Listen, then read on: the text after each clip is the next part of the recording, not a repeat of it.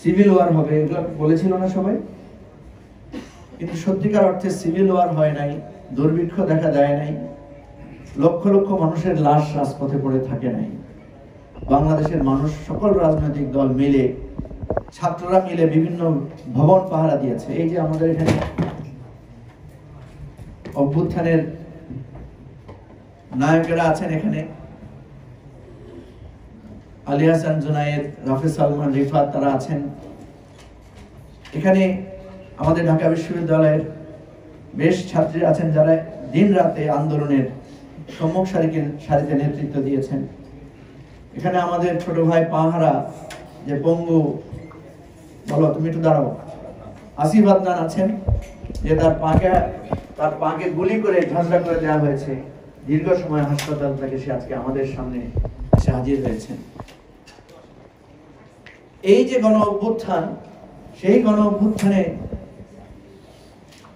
আমরা দেখলাম যে ছাত্ররা দাঁড়িয়ে পাহারা দিয়েছে এবং গণ অভ্যুত্থানের পরে যে ধরনের লুটপাট হয়, যে ধরনের ধ্বংসাত্মক কার্যক্রম হয়, সেটাকে আমরা রোধ করতে পেরেছি। এবং আপনারা জানেন ইমিডিয়েটলি ব্যাপক চুরি ডাকাতি শুরু হয়েছিল, সেখানেও ছাত্ররা রাত জেগে পাহারা দিয়ে এই ডাকাতদেরকে প্রতিহত করেছিল। এগুলো আমরা ভুলে যাচ্ছি, ইমিডিয়েট স্মৃতি, সেই রাতগুলোর কথা আমরা এখন ভুলে যাচ্ছি।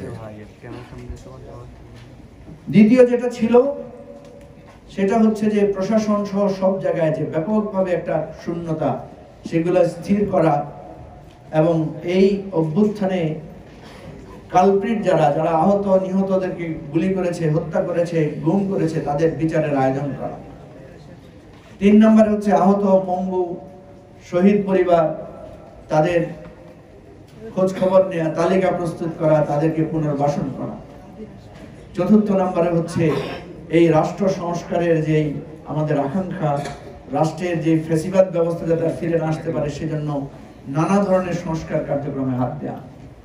এবং সর্বশেষ আমরা একটি গণতান্ত্রিকভাবে সুষ্ঠু নির্বাচনের মাধ্যমে রাষ্ট্র ক্ষমতায় আবার গণতান্ত্রিক পথে যাত্রা শুরু করা। কিন্তু আমরা দেখলাম যে রাজনৈতিক দলগুলো নিজেদের মধ্যে বিভেদ তৈরি করেছেন। তারা একে অপরের আকাঙ্ক্ষা কোনটা, প্রায়োরিটি কোনটা, কেউ চায় নির্বাচন, কেউ ছাত্রদেরকে অবহেলা করে কথা বলা শুরু করলো, ছাত্রদেরকে বলল তোমরা কোত্থেকে আসলা, 17 বছর তোমরা কোথায় ছিলা। ঠিক অনুরূপ ভাবে আমরা দেখলাম আমাদের ছাত্র নেতৃত্বেরও কারো কারো মুখ দিয়ে এমন অনেক কথা বেরিয়ে এসেছে যেটা প্রাজ্ঞ মহলকে ব্যথিত করেছে। গণ অভ্যুত্থানের নায়কদের আমরা দেখেছি যে গ্রহণযোগ্যতা ধীরে ধীরে কমতে শুরু করেছে। এরকম পরিস্থিতিতে এই রাষ্ট্র ব্যবস্থায় আমরা দেখছি সামনে একটা নির্বাচন এসে দাঁড়িয়েছে এবং এই নির্বাচনের আয়োজন নিয়ে আমরা কি দেখছি? আমরা দেখলাম যে বিএনপি বলছে যে তারা জামাত ছাড়া বাকি সবাইকে নিয়ে তারা একটা জোট করবে। আবার জামাত বলছে যে তারা ইসলামিক জোট করবে, আবার পারলে ইনক্লুসিভ একটা জোট করবে, সবাইকে নিয়ে 100 সিট ছেড়ে দিবে, প্রয়োজনে ধর্মীয় সংখ্যালঘুদেরকেও তারা প্রার্থী দেবে।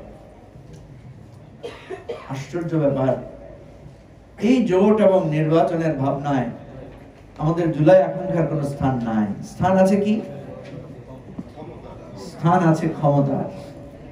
যেই জনতার বিপ্লবের মধ্য দিয়ে এই ফ্যাসিবাদের পতন ঘটেছে, সেই ফ্যাসিবাদের ফেলে রাখা চেয়ারে বসার জন্য আমরা দেখছি যে এক অভিনব ঐক্যের ডাক এসেছে, যে ঐক্যের ডাক হচ্ছে যেন তেন ভাবে ক্ষমতায় যাওয়া।